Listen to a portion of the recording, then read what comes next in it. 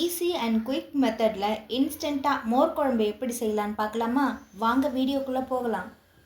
ஒரு கப் தயிர் எடுத்துக்கோங்க.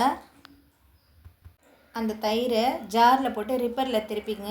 இது கூட தேவையான பொருட்கள்: 4 பச்சை மிளகாய், அரை விரல் அளவுக்கு இஞ்சி, ஒரு தக்காளி பழம், கொஞ்சமாக ஜீரகம். இது ஆப்ஷனல் தான், தேவைன்னா போட்டுங்க, எனக்கு பிடிக்கும். இது எல்லாத்தையும் நைஸாக அரைச்சிட்டு எடுத்துகிட்டு வந்துக்கலாம். பாருங்கள், இந்த மாதிரி நைஸாக அரைச்சிக்கோங்க.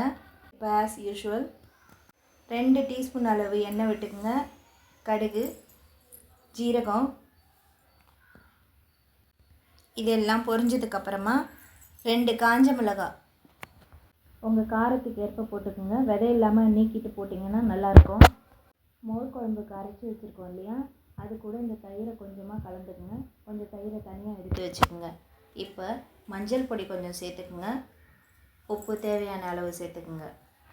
இது எல்லாத்தையும் ஒன்றா மிக்ஸ் பண்ணுங்க. இது எல்லாத்தையும் நல்லா மிக்ஸ் பண்ணிக்கோங்க.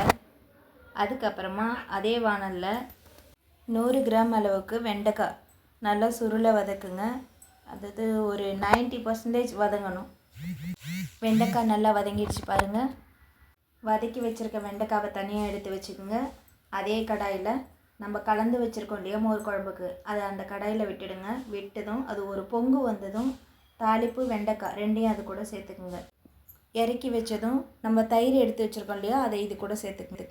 அவ்வளோதாங்க, நம்மளுடைய டேஸ்டியான சிம்பிளான மோர் குழம்பு ரெடி. மோர் குழம்பு பார்த்ததும் யாருக்கெல்லாம் டெம்ப்ட் ஆச்சுன்னு கமெண்ட் பண்ணுங்கள். நிறைய பேர் நம்ம சேனலை சப்ஸ்கிரைப் பண்ணாமல் பார்க்குறீங்க. சப்ஸ்கிரைப் பண்ணிவிட்டு பாருங்கள். சப்ஸ்கிரைப் பண்ணுங்கள், பெல் ஐக்கானை தட்டிடுங்க.